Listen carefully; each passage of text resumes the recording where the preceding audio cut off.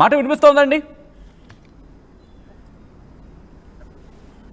Hello hello Aghori గారు, నా మాట వినిపిస్తోందా మీకు? వినిపిస్తుందన్నా. హరహర మహాదేవ్, జై శ్రీ మహాకాల్.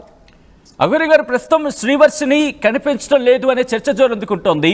ఏం జరుగుంటుందని అనుకుంటున్నారు మీరు? తెలియదు నాన్న.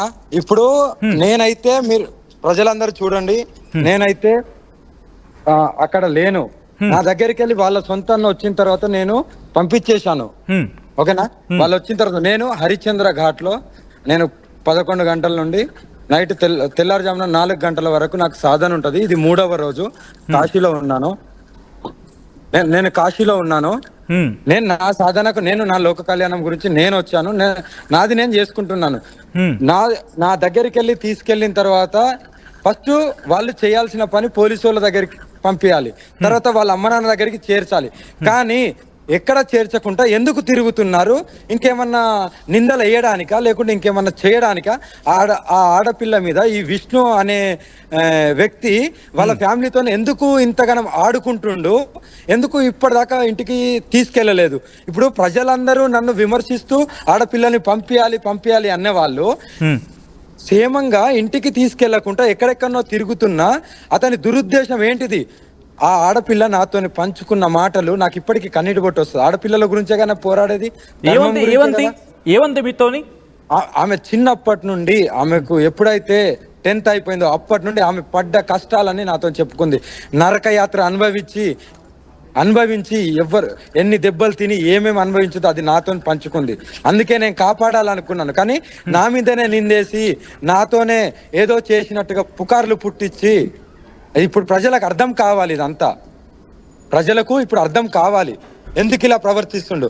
అసలు వాళ్ళ ఫ్యామిలీని వదలకుండా వాళ్ళ ఫ్యామిలీని పట్టుకొని ఇదంతా గేమ్ ఆడాల్సిన అవసరం ఏముంది?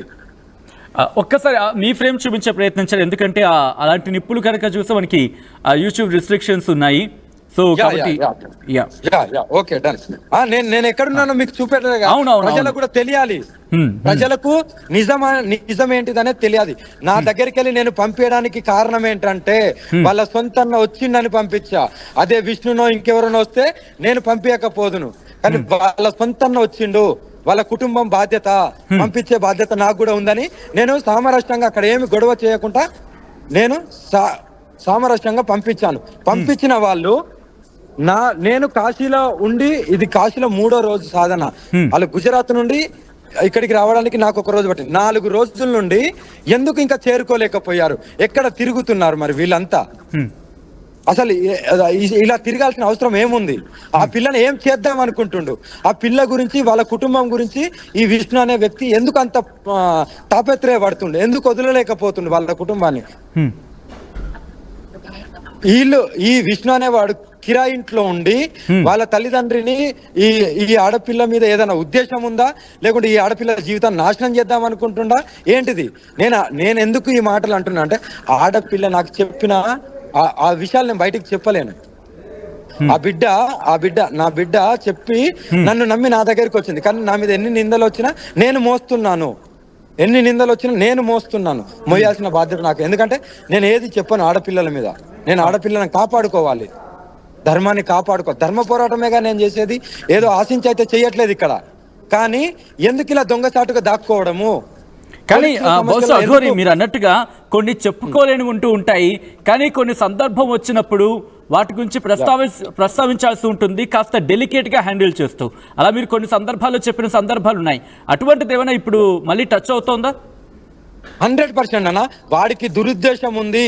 ఈ పిల్లని మొత్తం వెంటేసుకొనే ఉండాలి. కాబట్టి ఆ పిల్ల లేకుంటే వీడికి జీవితమే లేదన్నట్టుగా వీళ్ళ కుటుంబాన్ని కూడా గుప్పెట్లో పెట్టుకొని వాళ్ళ సొంత అన్నయ్య ఎవరైతే ఉన్నారో ఆయన వీళ్ళ తల్లిదండ్రికి ఏమీ తెలియదు. అమాయకులు వాళ్ళు. నేను చెప్తున్నా కదా, వాళ్ళ తల్లిదండ్రికి ఏమీ తెలియదు. ఈ పిల్ల వాళ్ళ మాటలు వినట్లేదని, వాళ్ళ అన్నయ్య హర్ష మాటలు వినట్లేదని వాళ్ళ హర్షను మ్యానిపులేట్ చేస్తే ఇప్పుడు ఆయన ఆడిచ్చినట్టు ఈ హర్ష ఆడుతుండ అంతే. అంటే మీరంటే ఒక మాట అనడం జరిగింది, మరి ముఖ్యంగా వర్షినికి సంబంధించి ఒక ఇబ్బందికర వాతావరణం అంటున్న నేపథ్యంలో ఆ కుటుంబంతో ఆ వ్యక్తి నడుస్తున్న సందర్భంలో వర్షిని ఏమైనా చెప్పిందా మీకు, నాకు వెళ్ళాలని లేదు కారణం ఇదే అంటే ఏమైనా చెప్పుకొచ్చిందా? చెప్పుకొచ్చింది. నేను చెప్పలేను, అందుకే అంటున్నాను. ఎందుకంటే ఆడపిల్ల జీవితం నేను నాశనం చేయలేను బయట పెట్టి. రేపటి రోజున ఆడపిల్లకి పెళ్లి అవుతుంది, లేకుంటే ఉద్యోగం చేయాలి, చదువుకుంటుంది. ఆ చదువుకు నేనే కదా ఫీజు కట్టింది. అదే దురుద్దేశం నాలో ఉంటే నేనెందుకు ఫీజు కడతాను? బంగారు జీవితం ఉండాలనే కదా ఆడపిల్లకు.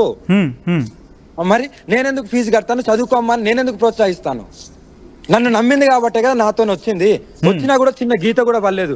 వచ్చిందో ఎట్లొచ్చిందో అలాగే మళ్ళీ వాళ్ళ అన్నయ్య వచ్చిందని నేను మళ్ళీ పంపించానా లేదా? పంపించిన వాళ్ళు వెళ్ళకుండా ఎక్కడెక్కడ తిరుగుతున్నారు, ఏంటిది అసలు? ఎందుకు మీడియా ముందుకు ఎందుకు రావట్లేదు? పోలీసు వాళ్ళకి ఎందుకు అప్పచెప్పలేదు? వాళ్ళ కళ్ళ తల్లి తండ్రికి ఎందుకు అప్పచెప్పట్లేదు? ఏమనుకుంటుండు అసలు? ఆ కుటుంబాన్ని ఎందుకు వదలట్లేదు అంటున్నా నేను.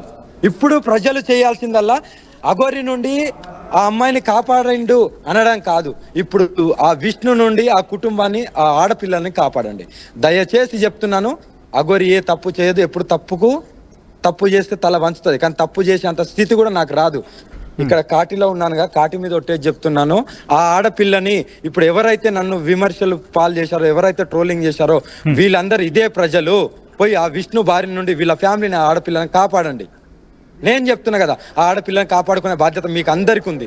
లేదంటే ఆడపిల్ల జీవితం మీ కళ్ళ ముంగట్నే ఇప్పుడు కాకుండా ఇంకో కొన్ని రోజులకో ఆ ఆడపిల్ల జీవితం నడి రోడ్డు మీదకి వచ్చి సర్వనాశనం అయిపోయిన తర్వాత ఆ రోజు అఘోరి మాట వింటే అయిపోవు అనే స్థితికి రాకండి. అఘోరి మీరు చాలా ఎమోషనల్ గా మాట్లాడుతున్నారు. ఎమోషనల్ కాదు, నేను ఎమోషనల్ కాదు. ఆడపిల్ల జీవితం, ఇక్కడ ఆడపిల్ల జీవితం. నేను పోరాడేది ఆడపిల్లల గురించి, ధర్మం గురించి. నేను ఒక మాట చెప్తాను. నన్ను ఎవరైతే విమర్శించారో ప్రజలు కానీ, కొంతమంది హిందువులే కానీ, నేను హిందువులని ఎందుకు అంటున్నా అంటే వీళ్ళు కూడా కొన్ని ట్రోలింగ్ చేశారు కాబట్టి నేను చెప్తున్నాను. కొంతమంది తమిళలు బ్యాడ్ పెట్టారు. ఒక రాజకీయ నాయకుడు పదవి కోసం ఆశిస్తాడు, ఒక రాజకీయ నాయకుడు పదవి కోసం ఆశిస్తాడు, ఒక వ్యాపారవేత్త డబ్బు గురించి ఆశిస్తాడు. మరి ఇవన్నీ ఏమీ లేకుండా, ఒంటి మీద నువ్వులు పేగులు లేకుండా నేను ఏం ఆశించి మరి ఇదంతా చేస్తున్నాను? ధర్మ పోరాటమే కదా, ధర్మ పోరాటం. నువ్వులు పోగు లేకుండా ఒంటి మీద నాకు సర్వస్వం ఏది అద్దనుకొని నేను శివయ్య రూపంలో వచ్చి ఇప్పుడు అమ్మవారి రూపం దాల్చుకొని సర్వస్వం నా అంగాన్ని సైతం త్యాగం చేసుకొని ఇంత ధర్మం గురించి పోరాడుతుంటే నా పోరాటం ఎందుకు కనబడతలేదు మీకు? నేను ఇప్పుడు ప్రశ్నిస్తున్నాను. నేను ఏం ఆశించి ఏం సంపాదించుకుందామని నేను వచ్చి ఈ పోరాటం దిగిన్నని మీరు అనుకుంటారు. నేను మీకు సూటిగా ప్రశ్నిస్తున్నాను, మీరు దీనికి జవాబు చెప్పండి. ఏం ఆశిస్తున్నాను? ఏం కూడబెట్టుకున్నాను? చితాభస్మం తప్ప ఏం కూడబెట్టుకున్నాను? అదే నాకు ఆస్తి. శివయ్యే నాకు ఆస్తి, కాళీమాతే నాకు ఆస్తి. ఓకేనా? నా సాధన, నా గురువే నాకు ఆస్తి. నేను ఇక్కడ ఏం ఆశించి నేను వచ్చానని నేను ఇప్పుడు ఎవరైతే ఇన్ని రోజులు నన్ను విమర్శించారో వీళ్ళకి నేను సూటిగా ప్రశ్నిస్తున్నాను. ఏం ఆశించి వచ్చాను అనుకుంటున్నారు? నేను ఒక అమ్మవారి రూపం నుండి ఒక అమ్మాయితోని నేనేం చేయలేను. నాకు సర్వస్వం అదే కోల్పోయిన తర్వాత నన్ను ఎంత నీచమైన మాటలు అన్నారు. ఆ అమ్మాయిని ఇలా బలాత్కరిస్తుండు, ఇలా చేస్తున్నాను, ఎలా అలాగే అడుగుతారు? బాడీలో ఒక మగవాడికి ఉన్నది అదే సర్వస్వం త్యాగం చేసిన తర్వాత ఆడపిల్లతో ఏం చేయగలుగుతాను? ఏం చేయలేను కదా.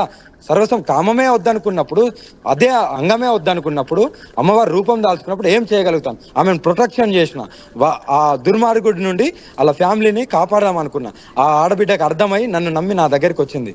నేనన్నా మారాలి, నేను సాధన నేర్చుకుంటాను, నేను 10 మందికి సాయపడతాను, నేను మీలాగానే అవుతాను. అఘోరి అంటే మీరు ఒక మాట అనడం జరిగింది, ఇప్పుడు సమాజం మీద ఉంది అమ్మాయిని కాపాడుకోవాల్సిన బాధ్యత అంటూ. బట్ ఆ అమ్మాయి మిమ్మల్ని నమ్మి వచ్చింది, ఆ తర్వాత మళ్ళీ వాళ్ళ కుటుంబం వచ్చిన నేపథ్యంలో తను వెళ్లాల్సి వచ్చింది, తను పంపించాలని మీరు చెప్తున్నారు. కాబట్టి మిమ్మల్ని నమ్మిన అమ్మాయి మీ దగ్గరకు వచ్చి మీ ప్రొటెక్షన్ కోరుకుంది, ఆ మాట వినిపిస్తున్న తరుణంలో మీరు వెళ్ళి మంగళగిరి పోలీసున్న మళ్ళీ కాంటాక్ట్ చేసే ప్రయత్నం, లేకపోతే పోలీసును ఆశ్రయించే అవకాశం కనిపిస్తోందా వర్షిని విషయంలో? నానా నేనేం చెప్తున్నాను, ఆ తల్లికి, ఆ బిడ్డకు 100% ఆ విష్ణు నుండి ఆపద ఉంది. కొన్ని రోజులకు ఆ కుటుంబం మొత్తము చితలా అయిపోతుంది. అలాంటి సిచ్యువేషన్లు ఉన్నారు. వాళ్ళు చెప్పుకోలేకపోతున్నారు. వీడు ఆడిచ్చినట్టు వాళ్ళు ఆడుతున్నారు. ఎందుకంటే వాళ్ళకు ఉండడానికి ఇల్లు లేదు, తినడానికి బయటికి వస్తే తిండి లేదు. వాళ్ళు ఇంట్లో ఉన్నారనే వాళ్ళు మ్యానిపులేట్ ఏది చేస్తే అది చేస్తున్నారు. ఇప్పటికైనా ఎవరన్నా సాయం చేసేవాళ్ళు ఉంటే వాళ్ళకి ఏదో ఇల్లు ఇప్పియడమో ఏదో ఇప్పడం, వాళ్ళ కిరాయి ఇంట్లోనో ఎక్కడో ఇల్లు ఇప్పించి వాళ్ళ కుటుంబాన్ని కాపాడండి. వాడి బారి నుండి, ఆ దుర్మార్గుడు బారి నుండి కాపాడండి. ఆ మంగళగిరిలో వాడి గురించి ఎవరు అడిగినా చెప్తారు. మీడియా పోకుండా వేరేటోళ్ళు వెళ్ళి అడగండి, ఆ దుర్మార్గుడి గురించి చెప్తారు. మీరు అంటున్నారు అంటే వాడి గురించి కాలేజ్ అనే పేరుతోని కాలేజ్